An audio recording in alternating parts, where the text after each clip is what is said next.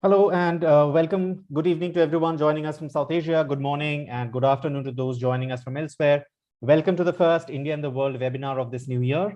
My name is Deep Pal. I'm a visiting scholar with the Asia program at the Carnegie Endowment for International Peace.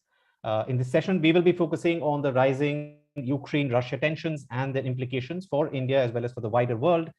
As you know, Russia's increased military presence at the Ukrainian border has escalated tensions between Moscow as well as Washington, D.C. On the other hand, in Europe, NATO powers are watching the developments closely to understand what they may mean for the balance of power in the region. The French president has just met President Putin discussing proposals, and they're likely to speak again after President Macron meets with Ukraine's President Zelensky.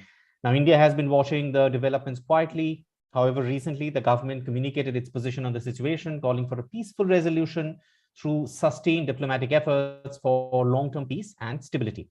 Through this webinar titled Ukraine-Russia Tensions, Interpreting the Indian Perspective, we'll aim to understand what the current situation in Ukraine means for India and for the rest of the world. And with that, let me welcome and introduce our stellar group of speakers for this panel discussion. Let me start with Rajan Menon, who is a non-resident scholar in the Russian Eurasia program at the Carnegie Endowment. He holds the Anne and Bernard Spitzer Chair in International Relations at the Powell School, City University of New York, and is a senior research scholar at the Salzman Institute of War and Peace Studies in Columbia University. He is also a non-resident fellow at the Quincy Institute for Responsible Statecraft. In addition to publications in numerous academic journals, Rajan has written for Foreign Affairs, the Boston Review, Foreign Policy, National Interest, the New York Times Book Review, Los Angeles Times, and many, many more. In 2015, he co-authored the book Conflict in Ukraine, The Unwinding of the Post-Cold War Order with Eugene Rumor. In 1989-1990, while an International Affairs Fellow of the Council on Foreign Relations, he served as Special Assistant for National Security on the staff of Representative Stephen J. Solar's chair of the House Foreign Relations Committee's Asia Pacific Subcommittee. We also have Andrew Weiss, who is the James Family Chair and Vice President for Studies at Carnegie Endowment, where he oversees research in Washington and Moscow on Russian Eurasia. During the 2021-2022 academic year, he's also the Library of Congress Chair in US-Russia Relations at the John W. Clute Center.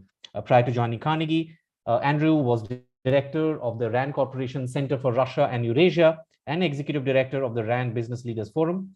Andrew's career has spanned both the public and private sectors. Before RAND, he was vice president and investment strategist at American International Group, incorporated subsidiary companies, where he worked primarily on global commodities, energy, as well as foreign exchange markets. Welcome, Andrew. Also, we have Judy Dempsey, who is a non-resident senior fellow at Carnegie Europe, as well as the editor-in-chief of the Strategic Europe blog. She is also the author of the book, The Merkel Phenomenon. So we are going to talk a lot about Germany with her today. She worked for the International Herald Tribune from 2004 to 2011 as its Germany and East European correspondent, and from 2011 to September 2013 as a columnist. Between 1990 and 2001, she served as Jerusalem bureau chief. She served as Berlin correspondent before that, as well as the Eastern European correspondent in London for all of these roles for the Financial Times. Welcome, Judy. And finally, we have Suhasini Haidar, who is the national editor and diplomatic affairs editor of The Hindu. Prior to The Hindu, she was a foreign affairs editor and primetime anchor for CNN IBN, where she presented the signature show Worldview with Suhasini Haidar. In 2015, she was the recipient of the most prestigious Indian print journalism Prem Bhatia Award and has won a series of awards for her work in television as well. All of you, thank you very much for joining us today, and we're looking forward to having a conversation that tries to go at this issue from as many perspectives as possible. Andrew, if I may start with you first. You know, I was looking at some of the conversations you've had on this issue over the past few weeks, and you have talked about how over the months, you know, the Western governments have been trying to basically put foam on the runway, right? And which got me thinking about what the view in Washington, D.C. is. Is it just about delaying an inevitable conflagration, or are there those that believe that a conflict on this issue can even now be in fact avoided? Well, first of all, Deep, it's really great to see you and other colleagues as well. I hope everybody's safe. And it's a real privilege to be here on Carnegie India's platform and speaking to your audience. I think that this crisis is potentially going to be the biggest event facing the US in Europe since the collapse of the Soviet bloc in the late 1980s. And no one knows for sure what Mr. Putin will do. And he's laid out in front of himself a really broad array of possible options. So the fundamental structural problem for the West is that we are reacting to what Putin does. And the limit on our ability to constrain him is pretty clear cut. Russia is a nuclear weapons state. It has a large, very capable military, and it has geographical proximity to Ukraine. So Barack Obama back in 2016 gave an interview in the Atlantic magazine's pages where he said that under pretty much any sort of circumstances, Putin can demonstrate that he cares more about Ukraine than we do, and that he has tools at his disposal that he can always overmatch anything that the Western powers put up against him. So the West is really at a pretty fundamental disadvantage because, as again, I'm just quoting Obama here, we're not prepared to go to war over Ukraine. And people are worried about where any potential military involvement of the US or the NATO countries might lead. So escalation is not our friend. Putin has showed as well throughout this crisis that he's willing to do very risky and audacious things, and that all the claims about norms and international law, et cetera, don't really limit his options. And so when we're dealing with a foreign power whose leader acts this way and who's willing to go so incredibly beyond the standards of what we had thought is proper international conduct, it really puts everyone at a huge disadvantage. So what can the West do? So the West has tried to publicize what the governments were seeing through intelligence channels in terms of a military buildup, in terms of what they are discerning about Russia's agenda here. And sort of put Russia in the hot seat and make them explain what they're doing. And part of the challenge, and again, I'm not trying to say everything is all totally black, but the biggest problem is it's impossible to embarrass Vladimir Putin. Vladimir Putin's government has put military-grade nerve agent in the underwear of the country's biggest political opposition figure, Alexei Navalny, and then trolled Mr. Navalny for surviving the attack. So it is not a government that is going to be ashamed of what it's doing in Ukraine. And Putin himself, through his public posturing and his private conduct, has illustrated that Ukraine is a special issue for him. And part of that has to do with the fact that he has lost Ukraine twice before, in 2004 and 2014. And in an article that we published at the end of last year, this is the biggest black mark on his career as president of Russia for 20 plus years. And it's an area where he has sort of continually either misunderstood or made huge mistakes.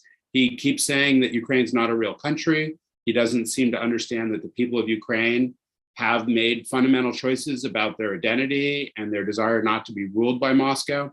And he just keeps trying to do things to overturn basic facts of international life. So anyways, in conclusion, the Biden administration is trying as best it can to influence Putin's choices and to say, you know, as the president said in a press conference the other day, they may be fatalistic about the choices he's going to make, but they want to frame his choices as you can go down the path of war and creating this huge conflagration, or you can basically learn to live with the unpleasant reality that you're confronted by. They're framing this in a pretty stark way for him. I hope the policy is successful, but I really think that due to these kind of broader drivers of Putin's behavior, we're likely to see war. Andrew, before I go to someone else, a quick follow-up on that. You know, you talked about how the attempt is to frame Putin's choices, and if we look at how this has developed over the last few weeks, would you say that is working, or in other words, would you say the possibility of this ending badly was lower, let's say 2, 3, 4 weeks ago, or is it lower now? So the reason I fear that it's likely to end in war is that we haven't put anything on the table in the form of military deterrence or in the form of what they call severe consequences, which means, you know, new economic sanctions that would turn Putin's head. And I mean, to be really simplistic about it, Russia's economy depends on its ability to sell oil and gas into global markets. And so long as the main sources of Putin's ability to stay in power, which is providing for the sort of well-being of Russia's people, because he parcels out support through the revenues he receives from selling oil and gas. So long as that's basically off the table, which is understandable given that the global economy is very fragile in the middle of the pandemic, and there are all these new concerns about inflationary pressures and other sources of economic risk out there. It seems unthinkable to me that Vladimir Putin is going to sort of sit back and say, oh, they might hit a bank, or oh, they might put my friends on the sanctions list, or oh, they might deny Russia access to certain advanced technology. I shouldn't do this thing that is the biggest unfinished business on my career in public service. It doesn't seem to me like we have enough leverage, and the Russians respond to leverage, and simply castigating or browbeating Putin has not been an effective strategy in the past 20 years. Unfortunately, Russia is too powerful and its leader is too brazen to heed that kind of pressure. Fair enough. Rajan, one of the things that Andrew said was how for Putin, the entire issue of Ukraine is personal. But I mean, kind of when we talk about IR, we start with the idea that states are rational actors, right? If that's what we go back to, then I was wondering if you can take us through the bigger picture, right? I mean, and can help us kind of understand what is it that we are seeing? Why are we seeing these developments now, right? I don't want to be reductive and say that what does Mr. Putin want, but what I'm curious about is what is the end game in all of this, and what does it mean for the greater NATO-Russia relationship going forward? Morning from New York, Deep. Thank you for inviting me. Thank you to Carnegie India, and it's good to see my colleagues and to meet Suhasini virtually. I want to say from the beginning, because my views here will be rather different in some ways than others, that no matter how you look at this, an assault on a weaker neighboring country by Mr. Putin would be unacceptable. So I want to make that very clear. Now, as to how we got here, back in the early 1990s, there was a debate in the United States about what the post-Cold War order ought to look like. After World War II, the United States did something extremely creative, I would say even ingenious. Through the Marshall Plan and NATO, it guaranteed for a generation peace in Europe. Without that, the reconstruction of Europe and the emergence of a peaceful Europe would have been much more difficult. After the Cold War, there was a similar choice. And the choice taken, partly because of the confidence in what the late neoconservative journalist Charles Krauthammer called the unipolar moment. That is, for the first time, the United States had peerless power worldwide. And partly because of end of history euphoria, the belief that liberalism had triumphed, there was a decision taken to expand NATO. It's very important to understand, whatever one may think of President Putin, and I have no use for his domestic policies for reasons that Andrew made very clear, that the Russians never welcomed this. President Gorbachev, the last president of the Soviet Union, wanted no NATO troops in the territory of the former GDR, that is current day Eastern Germany. Boris Yeltsin at every turn made it clear that he couldn't understand NATO expansion because on the one hand, Russia was being hailed and greeted as a democratic partner, and on the other hand, there was a system being built that put it on the outside. Now, why are we seeing this now? There are many reasons. Some of it is undoubtedly Mr. Putin's personality and pathology, but it is a fact that Russia has become simply much stronger. So it is in a position to do more than issue démarches and hand-wringing and protests and to do something substantial. So without excusing any of what was done, note Georgia 2008, note Ukraine 2014 and 15, and note this crisis. I am the patron saint of lost causes, and I actually think that the chances for a settlement are improved now, although it could collapse. But I want to make sure that everyone understands that the crisis is very serious. In 2014-15, The Russians started with about 5 battalion tactical groups. The battalion tactical group is about 900 soldiers with weapons that are needed for them to operate. In 2015, when the two republics got into trouble, that is, they couldn't hold their own vis-a-vis the Kiev government, they raised it to about 9 or 10 battalion tactical divisions. By comparison, today there are 70 battalion tactical divisions arrayed around Ukraine, which gives Mr. Putin the opportunity, if he wanted to launch a multi-azimuth combined war assault that no matter how much weaponry the United States gives, Ukraine cannot withstand. And it is quite clear that no politician here, regardless of their political persuasion, is arguing for putting United States troops on Russia's doorstep to defend Ukraine, because that would be a suicide mission. One other point on sanctions, because this has come up extensively, especially in the wake of Chancellor Scholz's visit.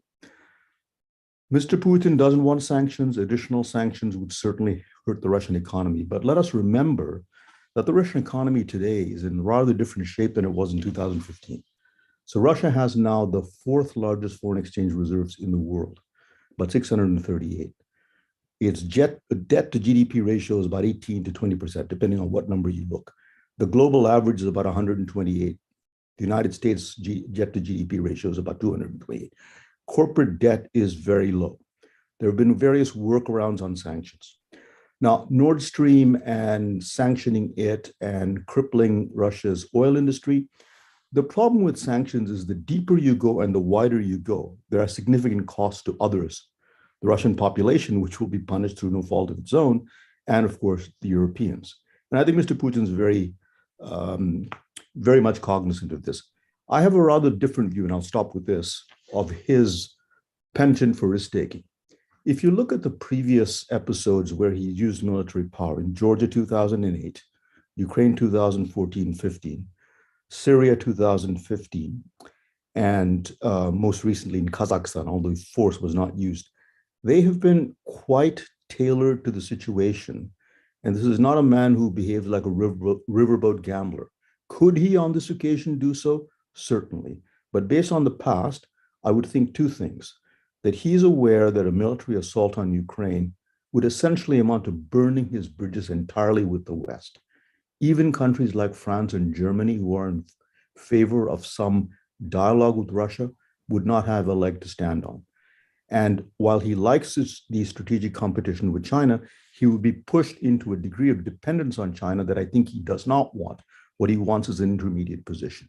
And whatever one may think of his domestic policies, we live in a world where even authoritarian states have national security interests and have to be dealt with as such. So saying that he's a horrible person and he does this, that, and the other is all well and good. But the fact of the matter is you have Russia as a great power and its security interests have to be dealt with, which is not the same as saying they should be conceded across the board. That's really interesting.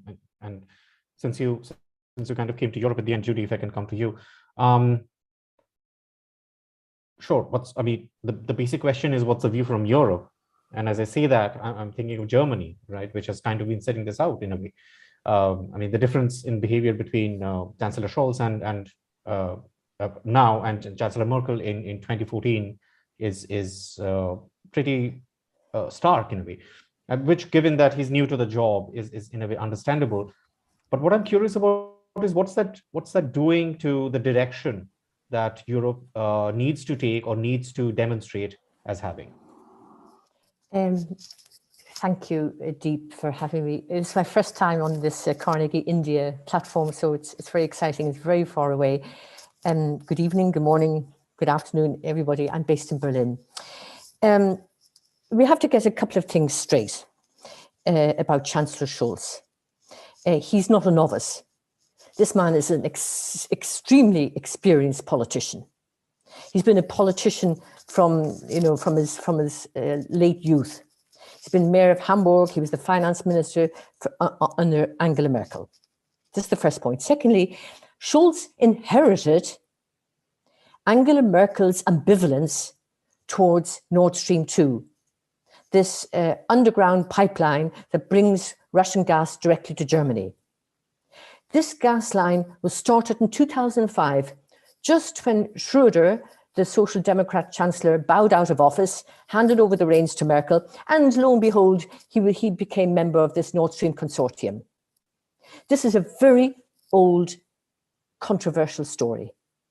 And Angela Merkel had several opportunities to stop it. She said at the time, privately, she couldn't stop it because she was in coalition with the Social Democrats. Actually, she could have. She could have stopped it when she was in coalition with the Liberal Free Democrats, but she didn't. And of course, as time went on, Nord Stream 1 got built, and now we have Nord Stream 2. And for such a long time, Angela Merkel described this gas pipeline as a commercial project. It's not. Energy is a geostrategic instrument used by governments that have energy. In particular, it's used by the Kremlin. This is the first point. So we have the situation now that Scholz is in a very complicated position because of this. It's not a Ukrainian crisis, it's actually a Russia crisis. Ukrainians didn't provoke this. And for our listeners, just in case you don't know, this new government in Germany, it consists of the Greens and it consists of the Social Democrats. And the Greens are now, for the first time since 1999, running the foreign ministry. And Scholz, as a Social Democrat, and his colleagues are having big, powerful positions in some of the other ministries. And Annalena Baerbock, who puts a great deal of emphasis on human rights, on what's happening to Russia, on Navalny, on NGOs, on civil society. She has been to Ukraine now twice.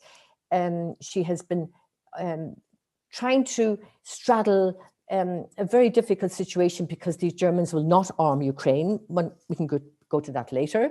They did give 5,000 helmets, by the way, to Ukraine, which became a laughing stock in Ukraine, however. But her language is different, it's much more forceful, and it's unambiguous.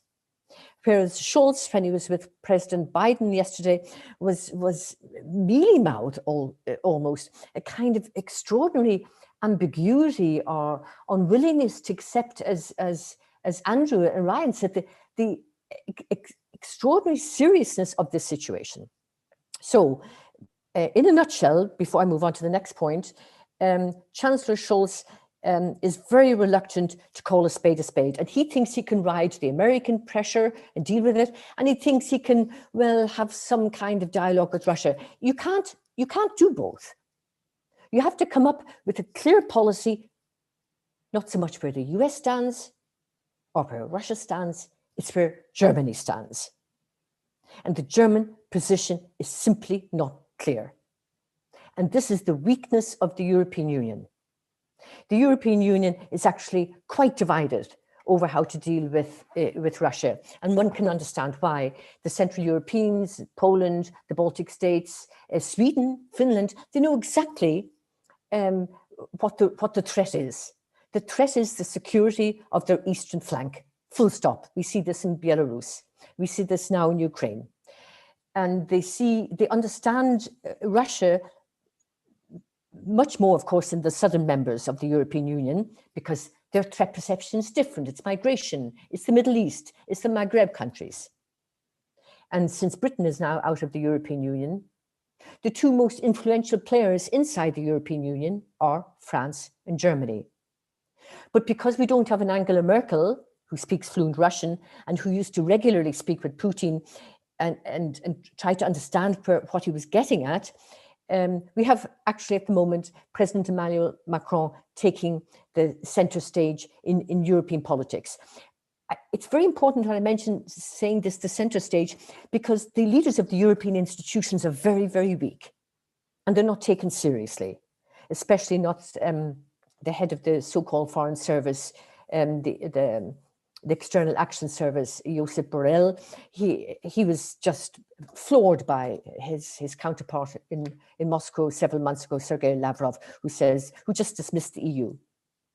So it's Macron who's got very special advisors and very skilled diplomats. He's taken upon himself to find a kind of diplomatic exit out of this crisis. And his 5 or 6 hours with Putin yesterday Depends on how you read it. If you're French, you might praise him. If you're from the Poles, from Poland, you might disagree with him. He didn't come out with a handful of presents, I must say, and Putin had certain scornful things to say to him if you read the readout from both sides. But he does believe in a dialogue. The point is he hasn't got most of the European members on his side. One last point, while Germany has been sidelined and Macron is coming to Berlin today after visiting Kiev, Macron has been criticized for not consulting his allies, not dealing with the Central European concerns, and so on. Actually, this is not quite true. Over the past couple of weeks, he's been endlessly on the phone with Biden, with Scholz, with the Poles, with the Baltics, with the Lithuanians, the Latvians, the Estonians, the countries that really matter. But somehow there's such a distrust that Macron will not be able to deliver. The point is, it's not Macron who has to deliver. It's got to be his interlocutor in the Kremlin, Putin.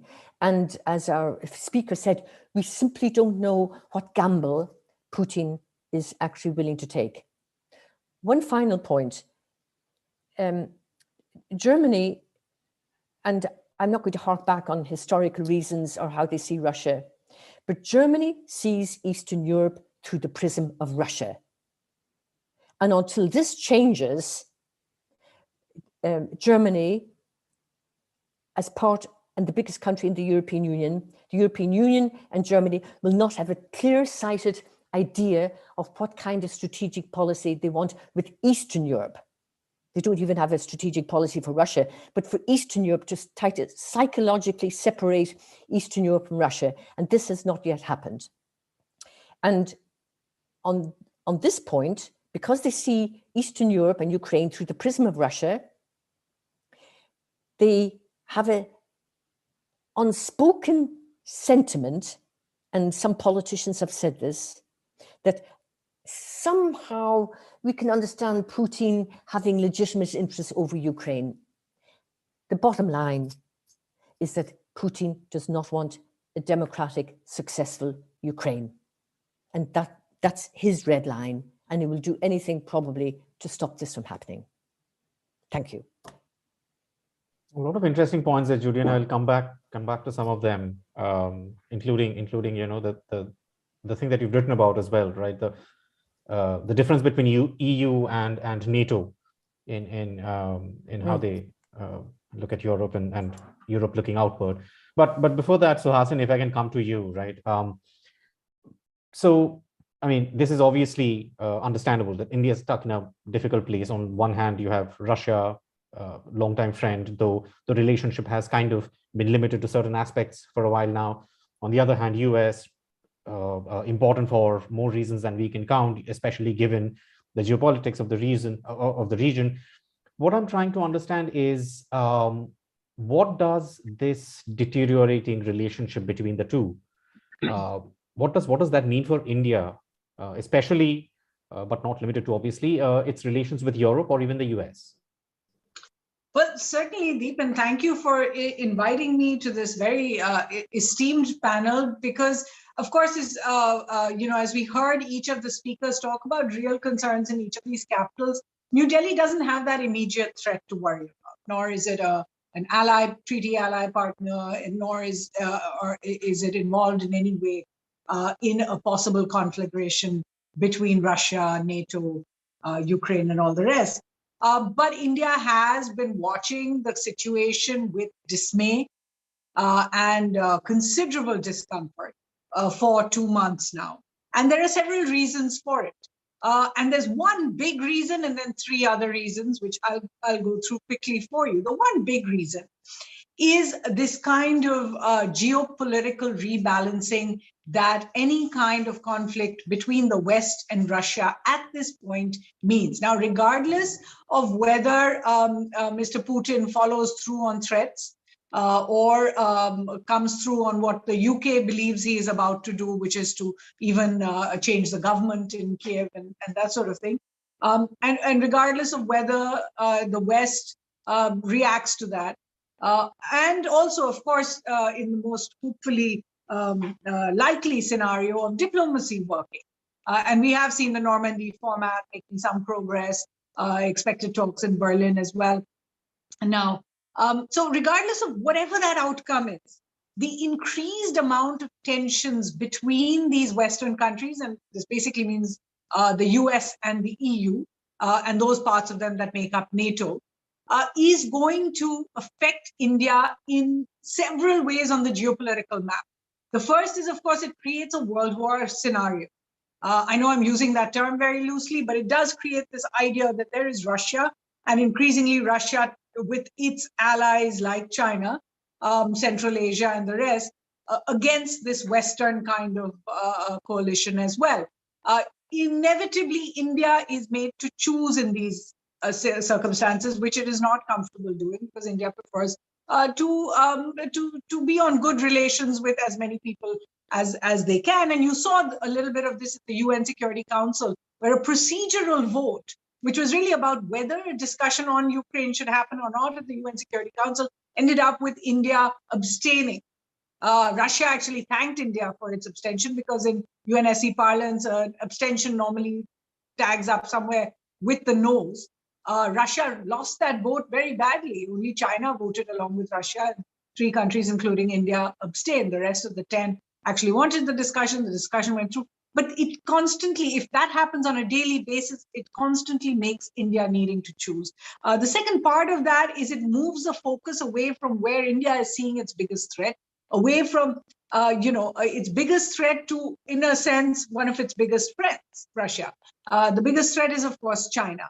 And the idea that the West could sustain the level of tensions that it has right now in the Indo-Pacific, and keep the pressure on China in the Indo-Pacific at the same time, running this kind of a conflict scenario on Russia's Western flanks, does seem unlikely.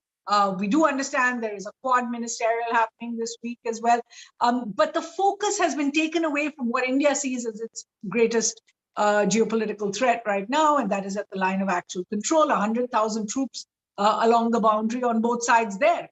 Not just as we have heard at the Ukrainian front. And another part of that is this kind of scenario really brings Russia and China much closer. And that is a very difficult proposition for New Delhi, because Russia is a friend, it is a defense partner, it is a strategic partner. And in many ways, it is India's leverage when it comes to China and the continental threat to India. So in all these scenarios, it does end up becoming uncomfortable for India. And then there are the other reasons. For example, a kind of a real bad timing perhaps for India is that the S-400 missile system contract, where deliveries from Russia had started just in December, that is going to be taken up by the US administration sometime in the first part of this year. Now, already the S-400, the first part of the batteries have arrived. So a determination needs to be made by the Biden administration on whether it will, allow this kind of a sale to happen without any sanctions, i.e. ask for a waiver, or whether it will in fact impose sanctions on India, just as it has on China and Turkey, when they bought exactly the same system. Now, in general terms, up till about December, the sense was that the US Congress was in favor of allowing some kind of a waiver sometime for India when it came to the Russian purchase. But in this kind of scenario, it becomes that much more difficult for India to secure that waiver from the US. India, of course, has constantly said it doesn't accept America's unilateral waivers, but unilateral sanctions. But of course, American financial sanctions of the kind it has imposed on Turkey would, in fact, really be difficult for New Delhi to explain in terms of its relationship with the US otherwise, and it would impact India's relationship with the US. And then there is the issue of the energy crisis, where this conflict could drive prices up. We're looking at all the discussions on that, as well as the Nord Stream 2.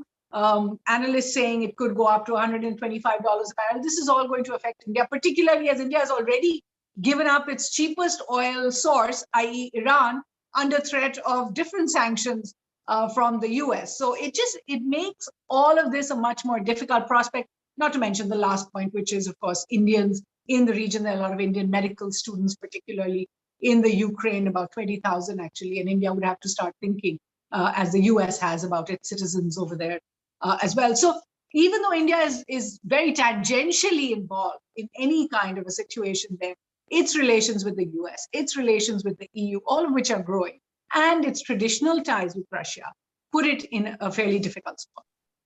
Thanks for that, Suhasini.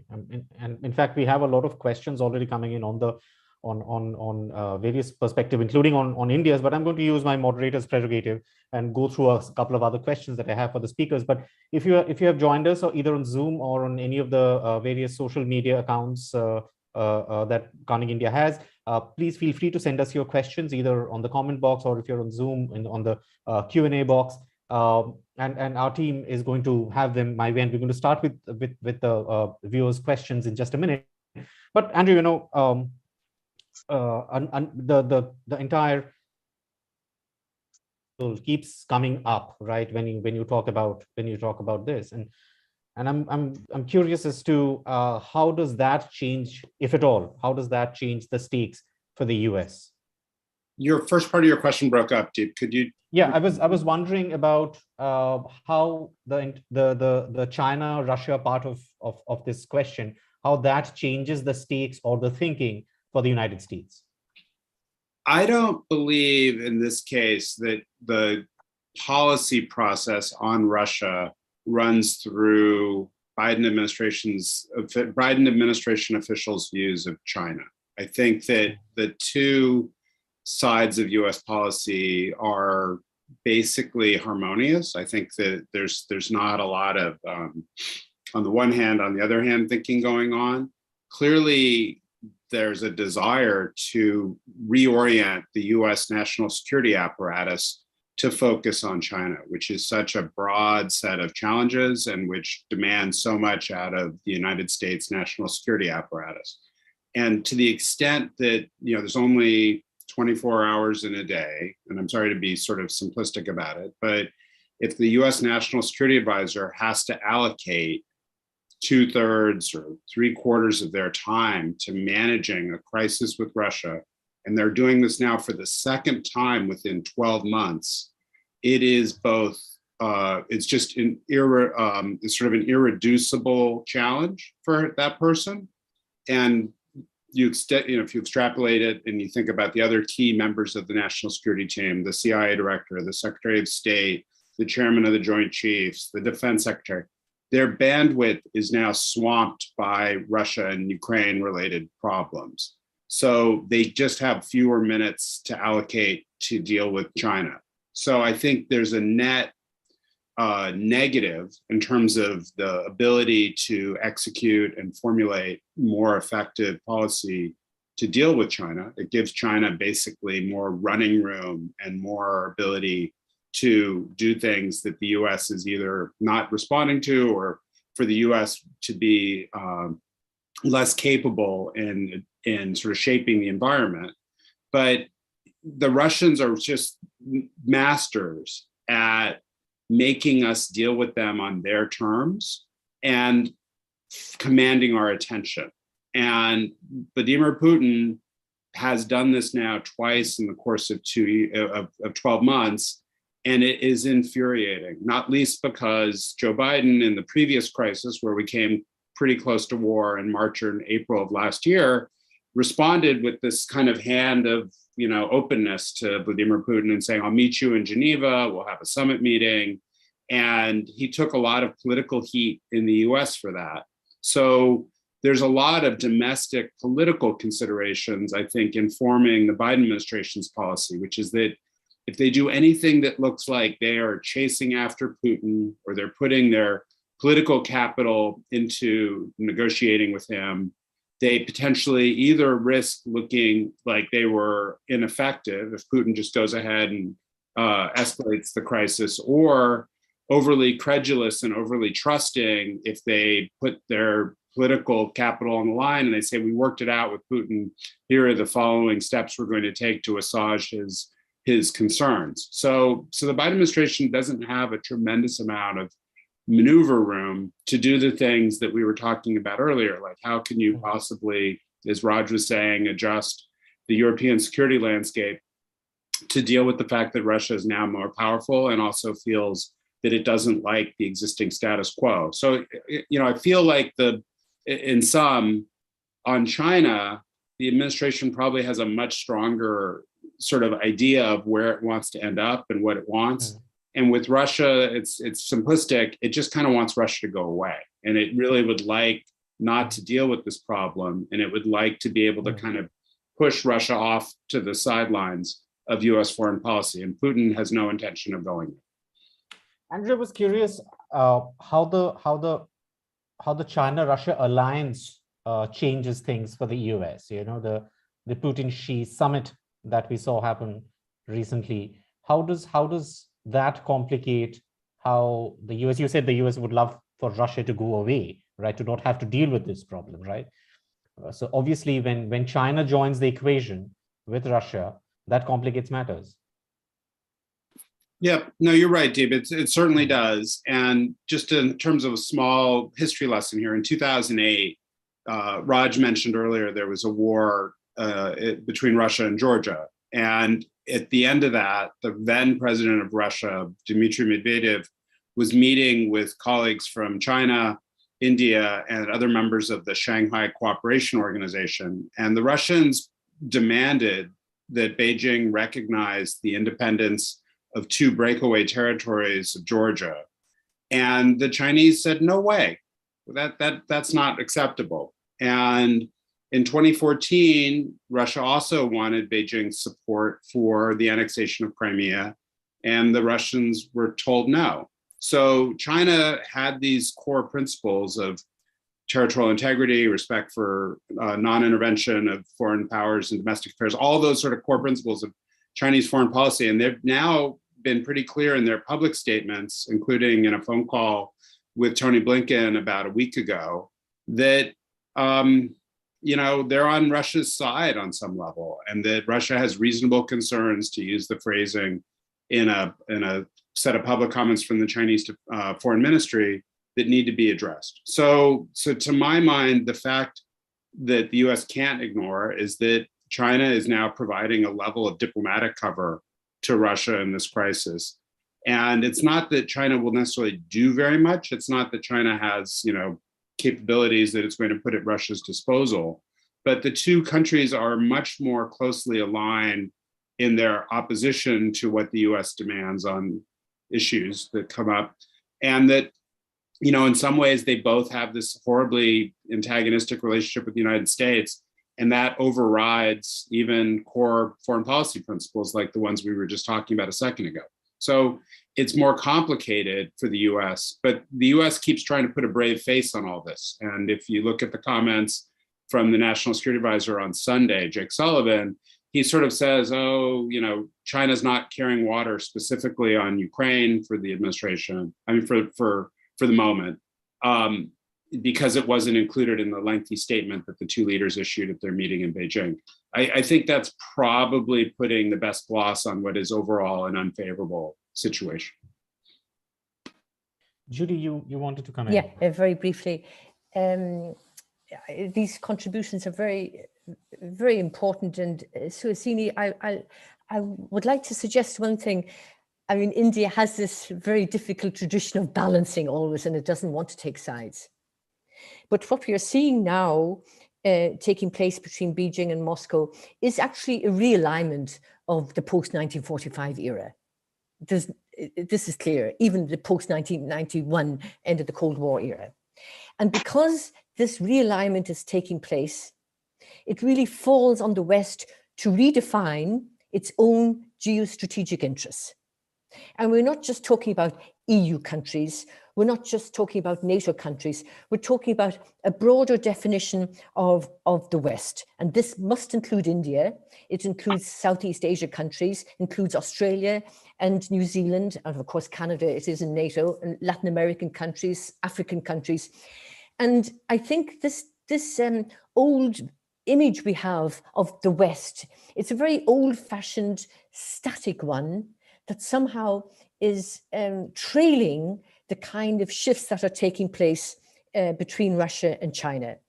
And I think this Ukraine crisis is probably maybe an opportunity, but it encapsulates the dilemma that the West is facing, and we're not answering it. And if you read some of the very long, interesting French essays on the reshaping of the post-1991 period, the French understand this, actually, that Europe is doomed, and probably NATO as well, if we don't actually intellectually and politically appreciate these very serious shifts that are not going to go away, they're going to deepen. If I could just very quickly respond to that, obviously what you're saying is something that Indian strategic establishment has been concerned about. The coming together, the realignment of Russia and China, even as a result of that, a closening of ties between Russia and Pakistan. Pakistani Prime Minister Imran Khan is headed to Moscow next month. We've already seen Mr. Putin in Beijing, Mr. Khan in Beijing. So the idea that India will get encircled by this kind of an axis, which is anti-Western, and that's India's not an anti-Western country. But I would say that most Indians would feel much more sanguine about being part of this new coalition, as you put it, an understanding of those times, if the experience of Afghanistan had been different. The truth is that when it came to Afghanistan, a country where India's strategic interests are out there, it is very clear what India's problems are, its borders, its western borders, the threat from Afghanistan once the Taliban came to power. The truth was that neither did the US nor did the EU think twice before getting into a troika combination of countries to talk to the Taliban, along with Russia and China. So you actually had the US, Russia, and China coming together with Pakistan to decide on what they were going to do when it came to talks with the Taliban. And despite what anyone may have said before that, in terms of not allowing anyone to take Kabul by force, in fact, Kabul was taken by force, regardless of whether there was any fighting or not, and nobody did a thing. India's interest that it had built over 20 years after the Taliban went seemed to evaporate overnight. It's clearly not just, it's not just an issue of whether or not you want to be ranged on one side or the other. The question is, can you trust others? Can India trust others to keep its interests at the top when we haven't seen that actually being played out in practice when it came to Afghanistan, for example? And similarly, when it comes to India's relationship with Russia, when you think about the fact that for good or for bad, India is dependent on Russia for practically, its largest supplier at present of defense equipment, of hardware, that Russia transfers technology to India, which the US has not made available to India. When you think about the fact that Russian nuclear power reactors are the only ones that are actually working in India at present because of the problems others have had. I'm not making a case for relations with one side or the other. I'm just saying that it would be a lot easier to try and stop sitting on the fence, if that's what you were hoping that that India should stop doing at this point. If you think that one side of the fence is actually going to help you deal with all your other problems. At present, that is not something that Indians feel completely confident of, and certainly in the strategic establishment.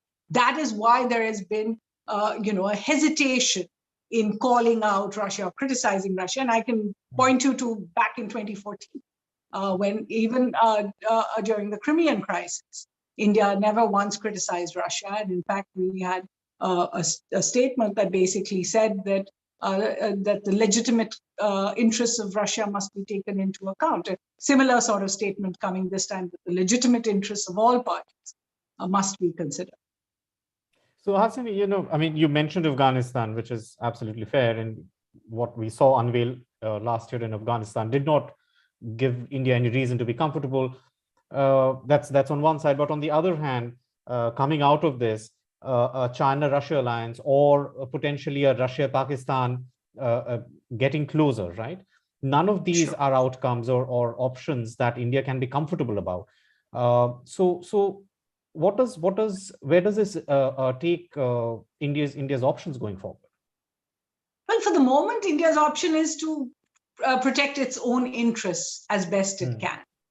In a scenario where diplomacy still seems to have a chance, it may be best to sit it out and wait for these rounds of talks to take place. Because what would be the point of taking a side if the two sides were to come together in the future, and then your position essentially becomes redundant? What happens to that position?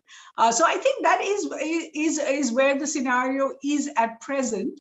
What you pointed out as a troubling, the new axis kind of thing, and Judy also referred to it. Let's remember that it's not just India that's worried about this. We had the German naval chief, Admiral Schönbach, who was then sacked for precisely making this comment while he was in India.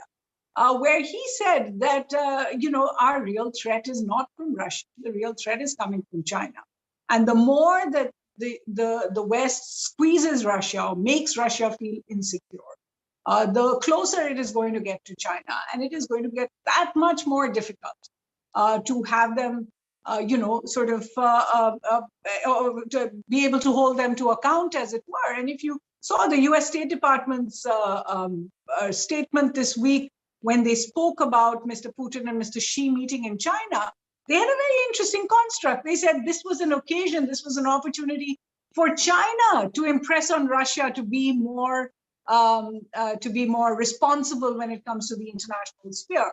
So it's never very clear which side everybody is on, and India is part of watching everybody else also, hedge these bets, as it were. I'm being trite over here, but the real truth is that India knows that Admiral Schönbach may have been sacked for saying this, but there is a divide in Europe itself that wants to look more closely at the possibility that diplomacy could work, is aware of the fact that if you took away maybe hundreds of years of history and whatever, and you just looked at the post-Soviet history, that there is some sympathy even in Europe for the idea that when Russia was at its weakest, when the Soviet Union was breaking up, and about 15 countries close to it, neighboring to it, joined NATO, that in a sense added to Russia's very strong position today that there is no question of Ukraine joining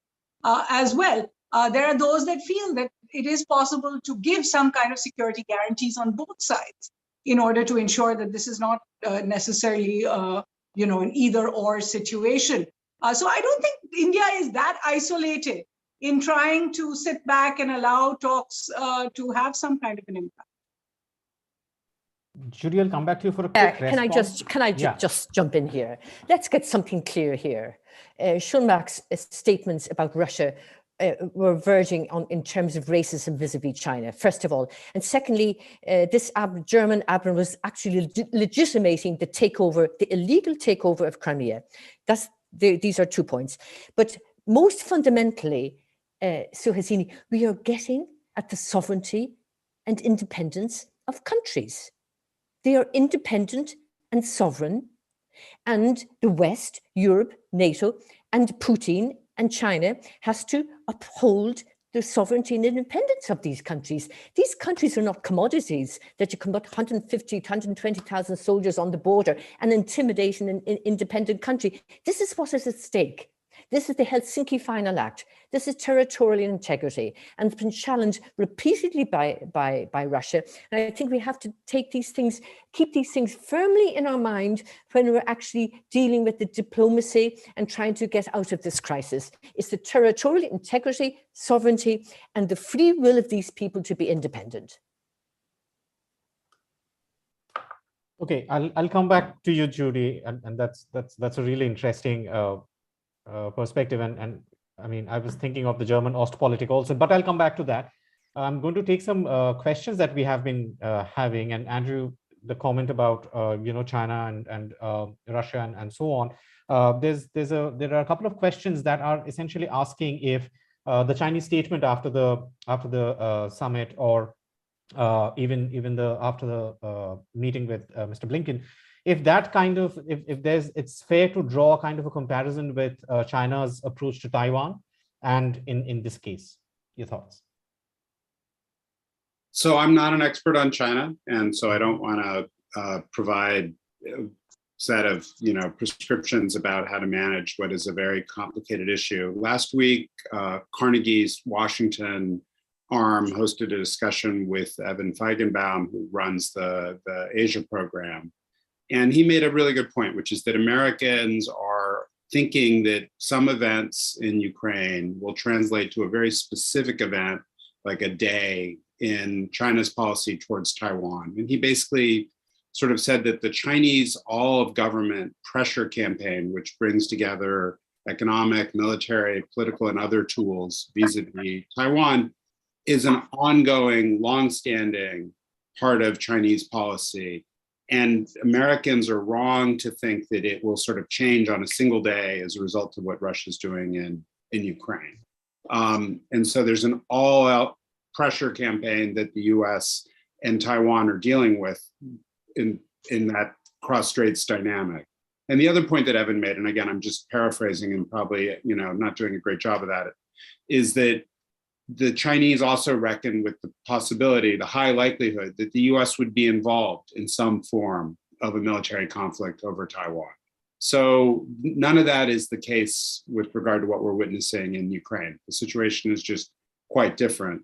At the same time, having said all that, and here's where I'll put on my own hat, there is no doubt that what Russia seems poised to do in Ukraine is going to just be a transformative moment for the global landscape. It's going to transform how security is played in Europe. It's going to transform how the US thinks about its role on the global stage. It's going to have an impact on the strength and the vitality of US alliances.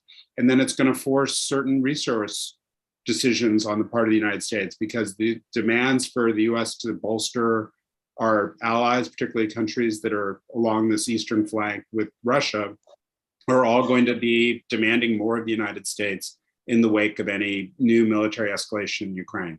So to my mind, all of that will color policy on Taiwan, but I think, I'd be curious what Raj, who's sort of a lot smarter than I am, has to say on these issues, and has clearly thought about them a lot more.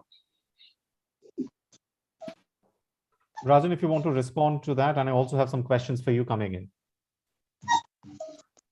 Sorry, I didn't hear you. Do you want me to say something? Is that the idea? Yeah, I was wondering if you want to respond to that. And then I have some other questions for you. Since my colleagues had some airtime, just let me, since you brought me here to give you a 40,000-foot view, looking backwards and forwards, say a couple of things, because while it's important to dwell on the present, there is such a problem as presentism. Let's look at the changes in China. The strategic partnership between China and Russia, which has intensified under Mr. Putin, did not begin with Mr. Putin. In 1982, Leonid Brezhnev, the gerontocratic leader of the Soviet Union, gave a speech in Tashkent, first signal that the Soviets felt that they had a two-front confrontation they wanted to de-escalate with China. Fast forward to Gorbachev's speech in Vladivostok in 1987, which led ultimately to a rapprochement and the delimiting of the border and the reduction of a Soviet force presence that at the height was about 500,000. The strategic partnership, that term was first used in 1992 or 1993 under Boris Yeltsin, and the huge arms shipments from Russia to China began under him. So what we're seeing is a trend, not some artifice of President Putin. That's one thing. The second thing on Taiwan, I don't think that Mr. Xi is going to say, oh, the Europeans and the Americans were weak on Ukraine, let me now go and invade Taiwan.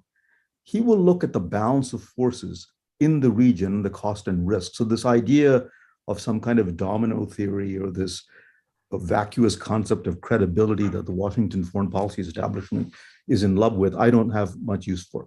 One other point. If I were a European, I would be asking myself this question. As an American, I'd ask the same question.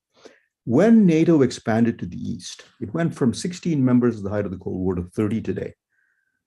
The question was not asked, let alone answered. If you took on security commitments closer and closer toward Russia's border, and there was a resurgent Russia, how would you deliver on them? Now, bear in mind that at the Wales summit of NATO, there were certain benchmarks created for everyone to meet. Right? 2% of GDP on defense spending, 20% of the military budget on procurement. Look at NATO's figures and you'll see that very few have met them. And Germany, the wealthiest country in the EU, is the worst offender. Now, I have a very difficult time understanding this because if you compare the GDP of the EU with Russia in purchasing power parity, not exchange rate, it's about 6 times the size. So if I were a European, I'd be thinking, well, how long can I count on the Americans to deliver a defense commitment that is very far away from them? And ought I not to do something if I'm that concerned about Russia to ramp up my defense spending and to have some European coordination to end the massive duplication of weaponry, for example?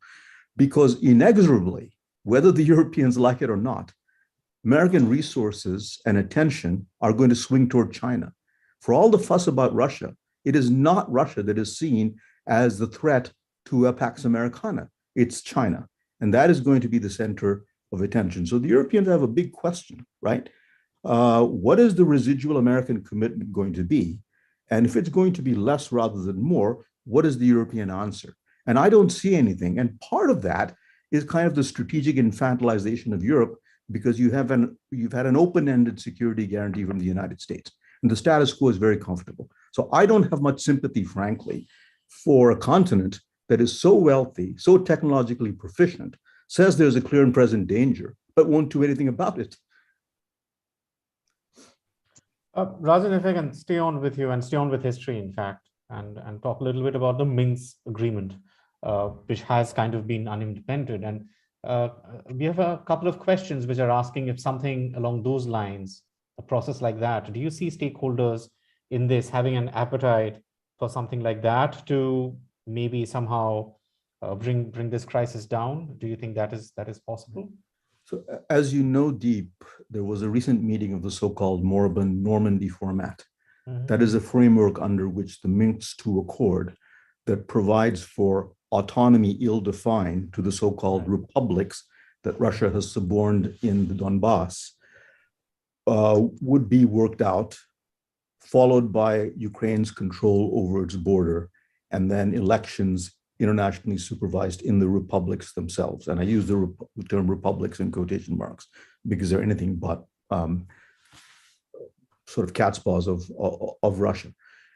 My read on the situation, based on conversations with friends in Ukraine and friends here who know Ukraine much better than I, is the Ukrainians are not terribly interested in Minsk. There is actually a body of opinion, not a majority in Ukraine, that says the Donbass, these Russian-occupied republics are like a ball and chain around our foot. It constantly allows Russia to destabilize us, to wear us down economically. Let us just sever them, and as they say in Russian, pust, let them go to Russia. The problem, of course, is that Russia doesn't want that. The difficulty with the Normandy format is that there's a great deal of enthusiasm in Russia for it, but rather less in Ukraine, because the Ukrainian question is as follows. What do you mean by autonomy? Would the two republics have a veto power on core Ukrainian national security issues, such as whether to join the NATO or the EU? What will come first, the election or Ukrainian control of the border? Because without control of the border, the Ukrainians worry that the Russians will be in many ways able to contaminate the elections. So I think that Normandy is good. I think that the Minsk II Accords are good. But if I were a betting man, and I'm not, I wouldn't put a lot of money on that being the magic bullet here. I would look for the solution of a different kind, and we can talk about that if you're interested later, but I've taken up enough airtime.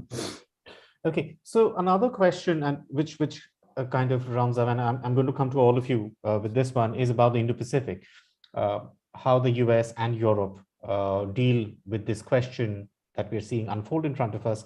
What does that mean for how the US and Europe's commitments towards the Indo-Pacific are going to be seen? Andrew, if I can start with you, then Judy, and finally I'll come to Suhasini as well. Andrew.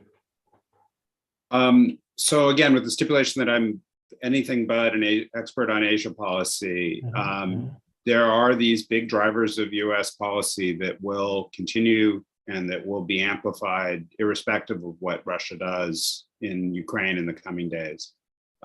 Two, I think that the Biden administration has a pretty sweeping view of China, and it has a very capable team. And we've seen in many respects the creation of these new, just to take one example, creation of new geopolitical alliances like AUKUS and the Quad as manifestations of the seriousness of US goals towards China, and the ability to marshal support from key players like India and others in the region.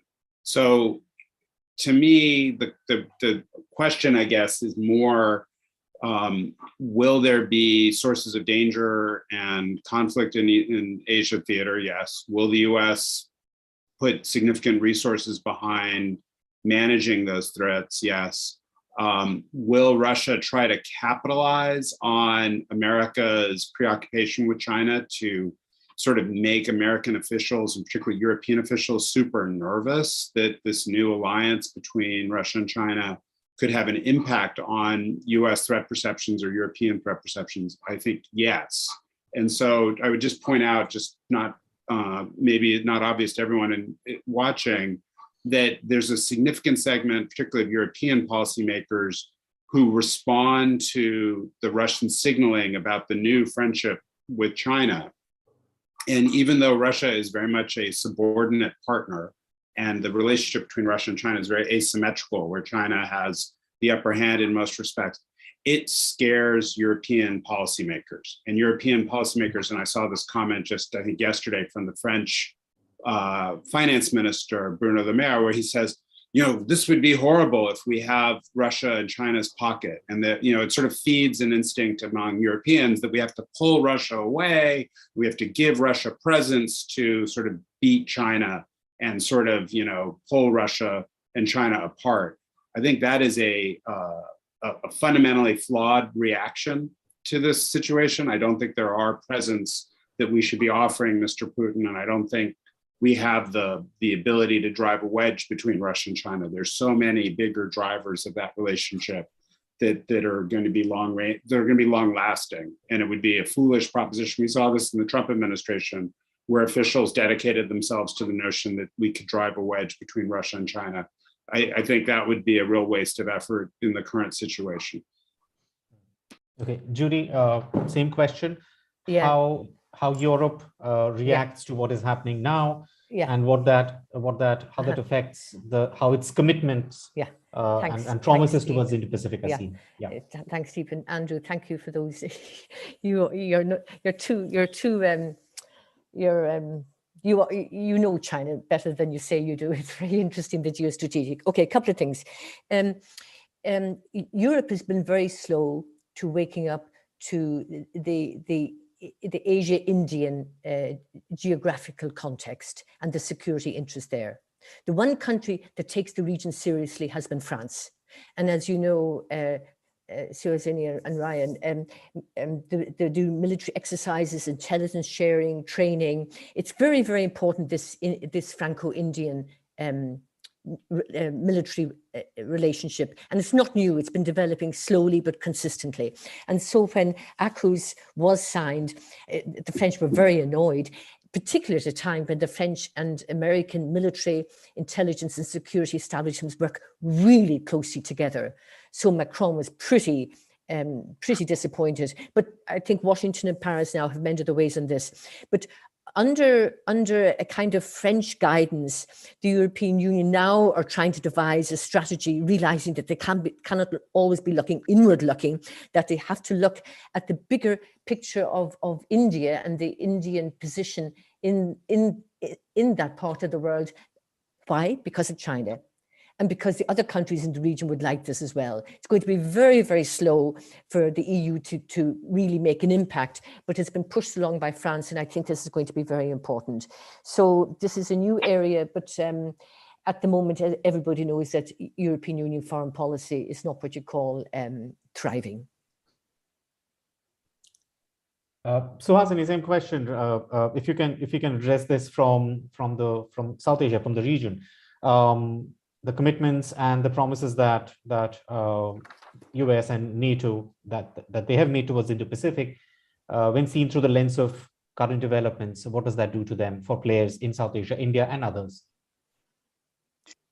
Well, I think think in some senses, it's the US and EU, not so much NATO, have made various summations, policy moves when it comes to what they call their Indo-Pacific policy.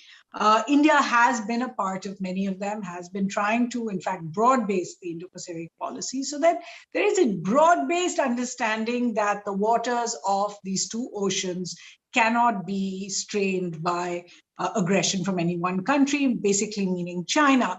We're going to see how far that kind of solidarity is able to translate into this other issue this week, because of course Secretary of State Blinken is flying to Australia. He's going to meet with the Japanese foreign minister, Australian foreign minister, and of course Indian foreign minister Jaishankar will be there as well. And it will be important to see whether the situation in Ukraine actually comes up for closed door discussions and whether it makes its way to any kind of public statement. Because as of today, it doesn't seem as if India is on the same page as the other three when it comes to where they see the situation between Russia and Ukraine. So it'll be important to see whether this kind of solidarity, whether these principles actually correlate with principles in Europe as well. And when it comes to these issues of sovereignty, whether every country sees them quite the same way, and whether sovereignty in Ukraine, for example, is more important than perhaps sovereignty in other countries where NATO coalitions have bombed in the past. So I do think we're going to see a lot of this is a work in progress, whether it comes to the Indo-Pacific, when it comes to the kind of desire to look much more at the maritime sphere, even as India grapples with its biggest challenges really on its continental sphere. The question of whether these can grow, whether they can grow to a more global coalition, will actually be answered quite rightly if you can see some kind of coming together of positions as early as this week. However, I do feel that there are still many differences. After all, India has wanted Russia to be a part of its Indo-Pacific policy.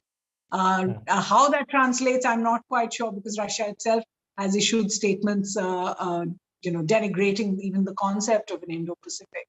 But the fact is that the Modi government is trying to still walk this tightrope, still try to carry out. It's not so much, as I'd written in a piece, it's not so much as fence sitting as trying to play on both sides of the fence. That's still going on. How far that can go will also decide the future really of the Indo-Pacific coalition. Okay, thank you very much for that, Suhasini. We're almost out of time. I have one question for Rajan, and we are going to end with that, because once again, it takes us back to the bigger picture, Rajan. In fact, this question essentially, as you said, that NATO is unable to meet its own benchmarks for membership. And the question then is that how long can Europe have it both ways? On one hand, continue expanding NATO, but at the same time, desiring a benign Russia that it can have good relations with. How can it have its cake and eat it too? Well, there's a contradiction between creating a post-Cold War security system that has Russia on the outside, expanding NATO to its borders, and then not asking the question, if you have a conflagration there, how will you deal with it, given that the American commitment is less now than it was during the Cold War and likely to diminish? So I think this is terrible strategic thinking.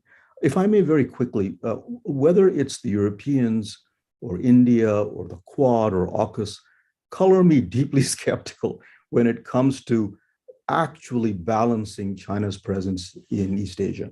India has a problem on its northern flank that Suhasini has laid out very well. The Europeans need to have more defense spending on their continent.